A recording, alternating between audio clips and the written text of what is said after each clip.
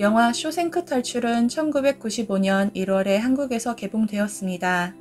개봉 당시 큰 관심을 받지는 못하였지만 미국 영화 연구소 선정 이래 역대 최고의 할리우드 영화 100에서 72위에 선정되기도 하였고 네이버 다음 왓챠 등 국내 영화 관련 랭킹 사이트에 꾸준히 최상위권에 선정되고 있습니다. 팀 로빈스가 주인공 앤디 역을, 모건 프리먼이 레드 역으로 영화 전반의 내레이션을 맡았습니다. 억울한 누명으로 종신형을 선고받고 이를 벗어나기 위한 희망을 놓지 않은 주인공 앤디가 끝내는 감옥을 탈출하여 자유를 얻게 된다는 이야기입니다. 은행의 간부였던 주인공 앤디는 바람 피우는 아내와 정부를 살해했다는 혐의로 종신형을 선고받습니다. 실제로 그는 권총을 들고 그 집 앞에까지 갔다가 돌아오지만 그날 밤 아내는 정부와 누군가의 총에 맞아 숨집니다. 앤디의 권총은 6발이 들어가지만 아내와 정부는 각각 4발씩 총 8발을 맞았고 이것은 총알을 재장전한 결과로 우발적인 살인이 아니라 의도적인 살인으로 인정되어 2번의 종신형을 선고받고 쇼생크 교도소에 갇히게 됩니다. 입소한 지 한 달이 지났을 때쯤 앤디는 레드에게 말을 겁니다. 레드는 교도소 내에서 외부 물건을 몰래 구해다 파는 사람입니다. 앤디는 레드에게 조각에 사용할 돌 깨는 망치를 구해달라고 합니다. 레드가 탈옥할 거냐고 하자 앤디는 웃으며 두고 보라고 합니다. 며칠 뒤 앤디에게 망치가 배달됩니다. 세탁일을 하던 앤디는 그를 노리던 보그스 일당에게 겁탈을 당하는 등 교도소 내 폭력에 시달립니다. 그렇게 힘들게 2년이 지나고 어느 날 외부에 작업을 나가는데 앤디와 레드도 함께 신청하여 나갑니다. 가장 악질적인 간수장 하들리가 자기 동생이 죽으며 유산을 남겼는데 세금으로 다 빼앗기게 되었다고 불평하는 소리를 앤디가 듣게 됩니다. 앤디는 부인에게 일부를 상속하면 세금을 안 낼 수 있다며 세무 양식을 가져오면 자신이 신청서를 적어주겠다고 합니다. 그 대신 같이 일하는 사람들에게 맥주 3병씩만 마시게 해달라고 제안합니다. 덕분에 작업 마지막 날 재소자들은 둘러앉아 맥주를 마실 수 있게 됩니다. 이 일로 인해 앤디는 간수들은 물론 동료 재소자들에게도 신임을 사게 됩니다. 자기 방 벽에 글자가 쉽게 새겨지는 걸 확인한 앤디는 레드에게 당대 최고 미녀 배우의 브로마이드를 구해달라고 합니다. 앤디는 보그스 일행에 걸려 몰매를 맞고 한 달간 병원에 입원하게 됩니다. 이를 알게 된 간수들은 보그스를 독방에 가두고 독방에서 나오는 날 폭행을 가해 걷지 못하고 평생 빨대로 먹어야 되는 신세가 되게 만듭니다. 그 이후로 아무도 앤디를 건드리지 않았습니다. 친구들은 앤디가 태어나는 날 선물로 조각할 수 있는 돌을 찾아주자며 평생 조각할 만큼 많은 돌을 구해다 주었고 레드는 최신 여배우 브로마이드를 공짜로 구해다 주었습니다. 며칠 뒤 간방수색이 있었습니다. 소장이 직접 찾아와 성경 구절을 물어보고는 그가 순응하는 모습을 보이자 다음날 불러 세탁일 대신 도서관 일을 맡깁니다. 그는 가장 오래된 재소자인 브룩스가 일하고 있는 도서관에 배치됩니다. 앤디는 소장에게 허락을 얻어 도서관 확장 예산을 얻기 위해 주의회에 편지를 보냅니다. 다음 해부터는 소장을 포함한 간수들의 세금을 모두 환급해 주었습니다. 이웃의 교도소 간수들까지 체육대회를 핑계로 와서 세금 환급을 해갔습니다. 그러던 어느 날 브룩스는 동료 재소자의 목에 칼을 대고 죽이겠다고 한바탕 소동을 일으킵니다. 겨우 진정시킨 뒤 친구들은 그가 며칠 뒤 가석방되어 나가는데 50년 동안 감옥에 있어 여기에 길들여져 밖으로 나가는 것이 두려워 그럴 것이라고 이야기합니다. 철창도 처음에는 싫지만 좀 지나면 익숙해지고 세월이 지나면 벗어날 수 없게 되는 거 아니냐고 이야기합니다. 브룩스는 재소자 동료들에게 보낸 편지에서 가석방자 수용소에서 지내며 물건 담아주는 직업을 가졌지만 서툴러서 지배인에게 싫은 소리를 듣는다고 합니다. 그는 밤마다 절벽에서 떨어지는 꿈을 꾸는 등 거의 잠을 이루지 못하고 가끔은 도둑질이라도 해서 다시 쇼생크로 돌아가고 싶다며 그는 두려움 속에 살아야 하는 이곳이 싫다고 합니다. 그러고는 결국 목을 매 자살을 합니다. 편지를 보내기 시작한 지 6년 만에 주정부로부터 $200와 함께 헌책과 음반을 받습니다. 음반을 확인한 앤디는 교도소 내 방송을 통해 음악을 내보냅니다. 이 일로 2주간 독방에 갇혔다가 나옵니다.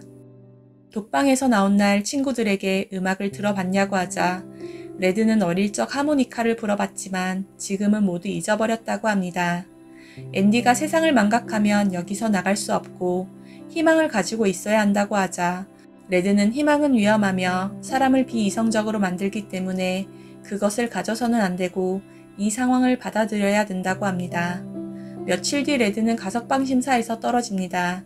앤디는 레드에게 하모니카를 선물하고 레드는 자기 방에서 하모니카를 한번 불어보고는 생각에 잠깁니다.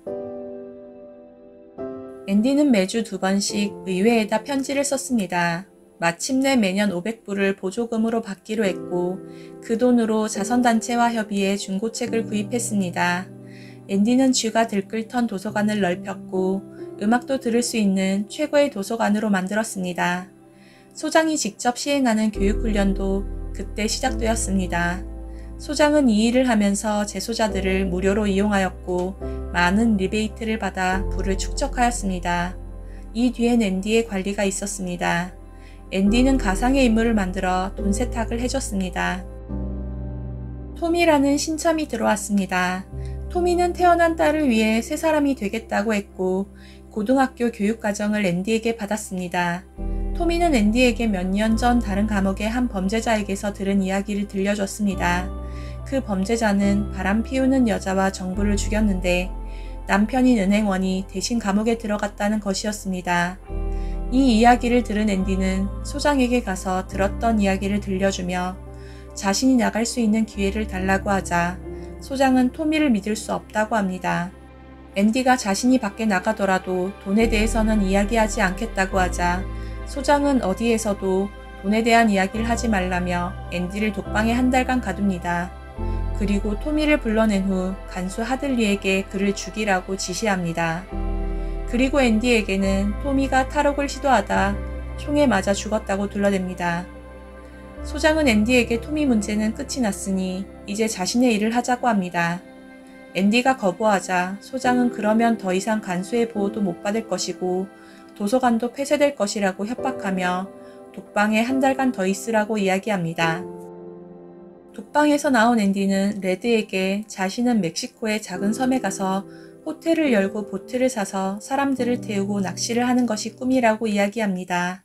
그러자 레드는 자신은 브룩스처럼 이곳에 길들여져 있어서 세상에 나가면 쓸모없는 인간이라고 이야기합니다.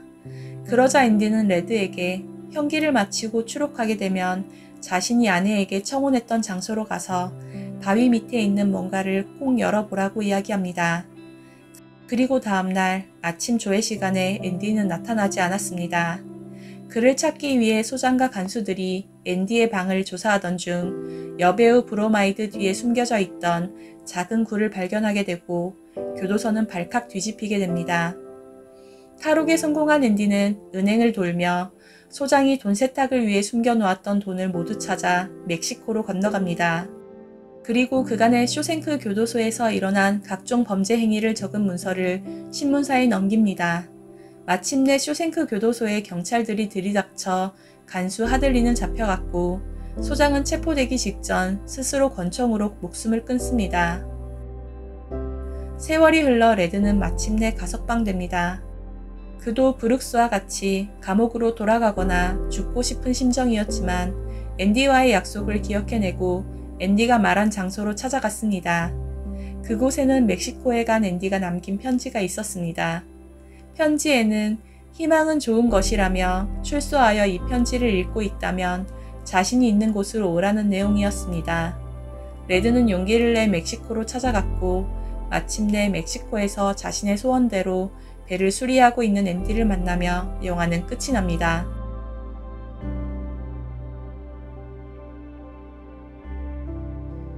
불교에서는 인과의 세상 속에서 잘 사는 방법으로 유의법을 제시합니다. 이 세상 속에서 이 세상의 법칙인 인과법을 알아 거기에 순응하는 것입니다. 선인선과 악인악과의 인과법을 정확히 알고서 그 법칙에 맞게 사는 것이 바로 유의법입니다. 영화 속 앤디는 교도소라는 작은 사회에서 그것을 실천합니다. 은행원으로서 가진 재능을 발휘하여 땡볕에서 함께 일하는 재소자들에게 맥주 한 잔씩을 마실 수 있게 해줍니다. 또한 도서관을 만들어 재소자들이 책도 읽고 음악도 들으며 마음의 안정을 찾을 수 있도록 공간을 만들어주고 글을 읽지 못하는 사람을 모아 교육과정도 운영합니다. 그런 노력들로 많은 재소자들은 그에게 마음의 빚이 있다고 느끼고 그가 병원에서 나오는 날 조각할 수 있는 돌을 엄청나게 많이 주어주기도 하며 그의 무죄를 위해서 법정에 서겠다고까지 합니다. 또한 악질적인 하들리 간수장과 소장에게도 복잡한 세금 문제를 해결해주니 반대급부로 그를 보호해주고 편한 도서관 관리를 맡깁니다.